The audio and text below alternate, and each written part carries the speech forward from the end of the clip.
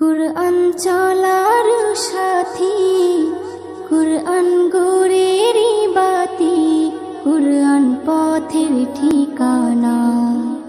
কুরআন চলার সাথী, কুরআন গোরেরি বাতি, কুরআন পথের ঠিকানা।